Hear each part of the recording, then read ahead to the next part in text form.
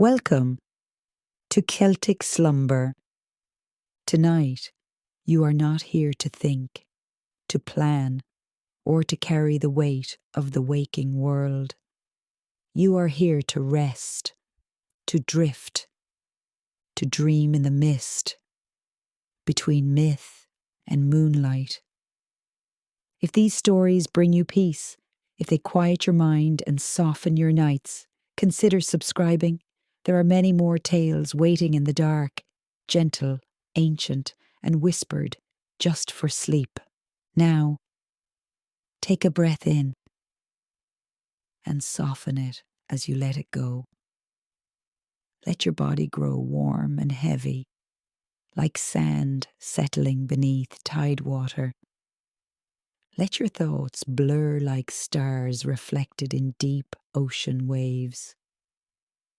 Because this story is not told about the sea. It is told by the sea. The tide is quiet tonight, but if you listen closely, you can still hear me in it. Come closer, not with your feet, but with your breathing. Soften your shoulders. Let your eyes rest. I will carry the words. You need only drift. I was not always like this, you know. Half tide, half tail. Half woman, half sea. Once, I was only the waves, silver-skinned and swift, slipping between worlds with nothing heavier than moonlight on my back. Before I had hands, before I had heartache, I was free. My home was the cold Atlantic, where the waters are older than memory, and the currents speak in a language older than names. Down there, the world is not loud. It does not demand. It rocks you gently between tides, like a lullaby hummed long before humankind first learned to dream. We Selkies are born of two truths, salt and skin, sea and soul. We swim as seals, sleek and dark-eyed, dancing through the kelp forests, racing the tides for sport, singing to whales and frequencies humans will never hear. In the deep, we are complete creatures of water. Weightless, boundless, endless. But when the moon grows round and the shore, whispering, pulls at us softly, we rise. Not because we must, but because some magic is strongest at the shoreline. On land, we shed our skins, soft seal fur, dark as storm clouds, warm as matted wool, shining with scattered silver hairs like constellations caught in a pelt. Without it, we wear the shape of humankind. Legs instead of fins, fingers instead of flippers, hearts that beat in a rhythm slightly slower than yours, like waves remembering themselves after crashing. Most of our kind walk the coast, only briefly. We dance, we breathe the night air, we collect songs and stories, and then we return. For the ocean always calls us home. Always. Until one night, it called me less loudly than something else. The shore was quiet that night. Not silent, but hushed in the gentle way the world becomes when it does not wish to wake you. The waves did not crash. They sighed. The wind did not howl. It hummed. And the moon, oh, the moon was low and impossibly large. A lantern hung for sailors, for dreamers, And unknowingly, for me, I surfaced slowly. One pale hand first, cutting the glassy skin of the ocean. Then my eyes, black as deep water, shining like wet stone. Then my head, crowned with dark, slick hair, threaded with salt. The world above always felt louder than the water, brighter, sharper. But that night it felt soft. I swam to the shallows where the sand rippled like draped fabric beneath the tide. My seal skin clung warm around me, heavy with ocean, fragrant with brine and kelp, and the wild freedom of a life unclaimed.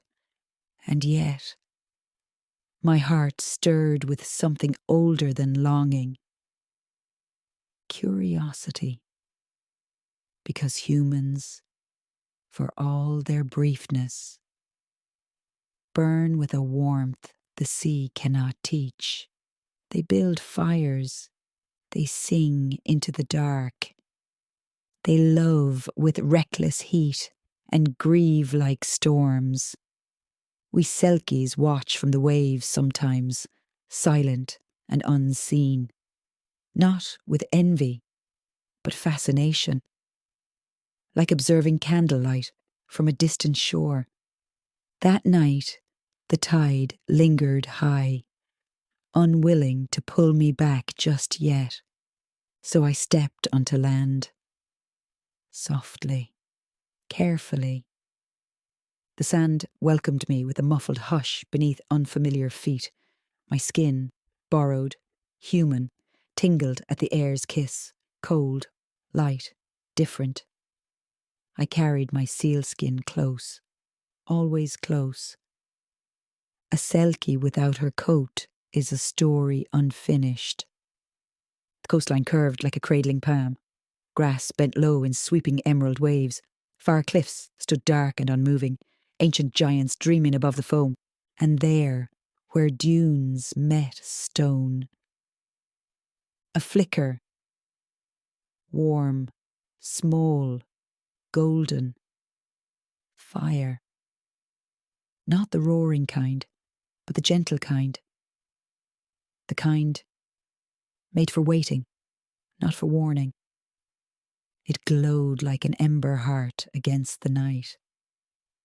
And beside it, a silhouette. A man, seated on a weathered rock. His coat wide at the shoulders, his hair wild from wind and salted air. He was very still, not like prey or predator, but like someone listening to the universe for answers it rarely gives. He was not watching the sea. He was listening to it, as though he knew it spoke. My breath, a thing I hardly noticed beneath the waves, came shallow. Curiosity stirred again, warmer this time, dangerous in its softness. I did not mean to move closer, but feet, when you are new to having them, are impulsive creatures. And the sand betrayed me with the quietest whisper beneath my step. The man's head turned, slow, unstartled, as though part of him had always expected someone or something to emerge from the tide that night. His eyes met mine, and in that breathless, moonlit moment, the world paused, even the sea. Neither of us spoke at first. Some moments are too old for words. They rise instead in breath, in recognition, in the quiet pull of something unnamed.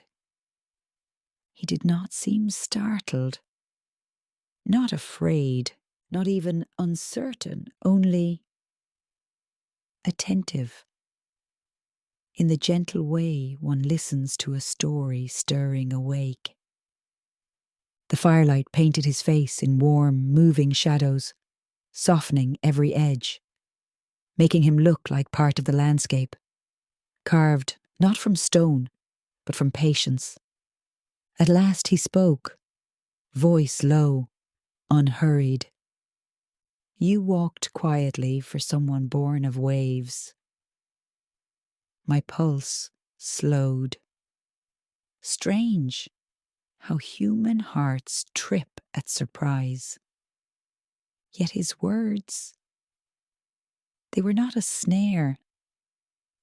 They were an invitation. I did not ask how he knew. Some truths need no unravelling. I stepped a little closer.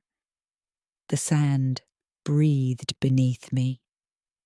Cool, fine, forgiving. And you listen loudly for someone born of land, I replied. A small breath of laughter, gentle, almost private, warmed the space between us.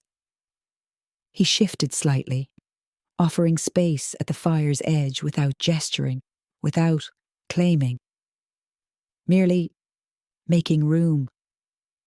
A kindness with no weight. I sighed. A soft ocean sigh, half storm, half lullaby. And I sat, not too near, not too far. The flames crackled quietly. They smelled of peat and drifting stories. Sparks rose like tiny golden stars trying to return to the sky that birthed them. He watched the fire, not me. A respectful kind of looking. The sort that allows a thing to remain itself without pressure to perform. For a long while, we simply existed there. Two quiet, breathing creatures, balanced between chance and fate. What do you call the sea? He asked at last. I considered the question. To humans? The ocean, the tide, the west beyond the horizon. A pause. To us? I let the silence soften before answering. Home. Mother. Beginning. End. Everything between. Another long quiet, comfortable, weighted like a wool blanket warmed by flame. And you? I asked. What do you call it? He didn't answer immediately. When he did, it was with a slowness that felt honest. The thing I never learned to hold on to. The fire popped softly, scattering sparks upward. I knew then, with a Selkie's deep instinct, this was a man who loved things he could not keep.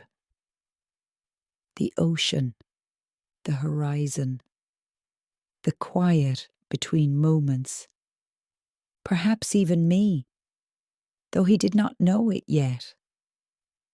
But Selkies, we love without needing to possess. It is our tenderness and our tragedy. I rested my hands on the sand, letting the earth memorize me for a moment. The sea keeps what is given freely, I said. It does not enjoy what is taken. He met my eyes again. Steady, thoughtful, strangely unguarded. And what do you give freely? he asked. A wave stirred near the shore, gentle enough to be mistaken for breath. My stories, I said. My voice. A part of the tide. For a while. He nodded, accepting the answer without reaching for more. Another silence folded around us. Warm, shimmering, vast. The kind that wraps itself around your shoulders and whispers that nothing is required of you now. Not even wakefulness. The flames swayed. The tide exhaled.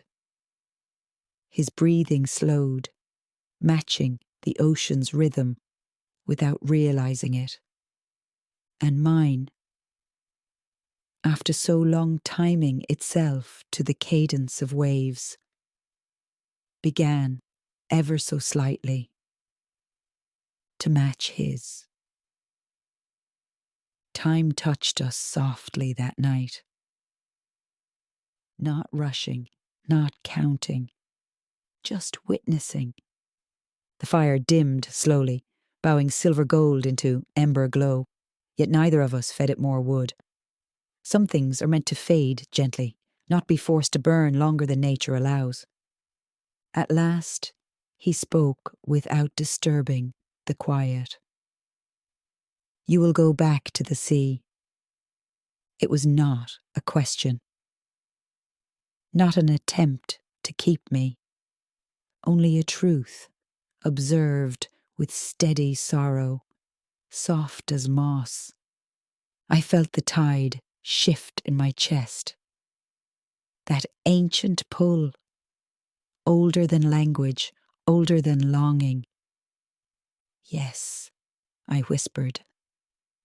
I always do. A moment hung between us, delicate, inevitable. But, I added, the word drifting like mist, I will carry tonight with me. Into the deep, into every unbroken wave. His gaze lowered, thoughtful, reverent, as though he was memorizing something without claiming it. And I, he said quietly, will carry the sea a little differently now. Not capture, not keep, only carry. Such gentle verbs were rare in the human world. They were the kind his heart spoke most fluently. The tide called me then. Not a roar, not a demand. A hum. A mother's quiet hand on the back of a dreaming child. I stood, moving slowly, my body remembering another shape, another belonging. He rose too, not to stop me, but to mark the moment properly. With presence, not possession. I stepped toward the water. The moon laid a long white path across the waves, like a road meant only for things that return. At the shoreline, I looked back once. His silhouette stood dark against dying firelight, edges softened by smoke and memory. Not sad, not smiling. Something truer. Someone who had met magic and let it remain free. I knelt, brushing my fingers across the cool sand, and drew a single curve, the shape of a wave or a crescent moon or a smile nearly forgotten. A symbol with no promise, only remembrance. Then I slid my sealskin from where it rested, folded in the quiet grass. Even now, centuries later, I remember the weight of it in my hands. Familiar, yes, but newly cherished, as if it too had listened by the fire. I draped it over my shoulders. the world shivered and softened. My bones sighed into older shapes. My heart slowed into something vaster. Before the skin carried me fully back, I spoke.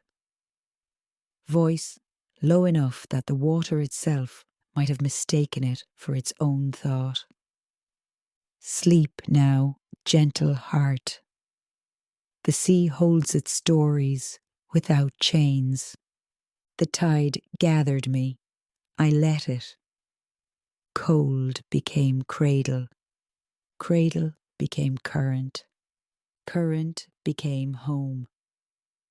The ocean welcomed me without question, folding around me like a hymn long unfinished, now finally sung. And if you listen closely, in the hush before sleep takes you. Sometimes, on quiet nights, when the tide is calm and the moon is listening, you can still hear me in it, soft as foam, soft as memory, soft as a story told for no reason other than rest. Drift now, little one. The sea has you. The night has you. Sleep has you, and you are safe.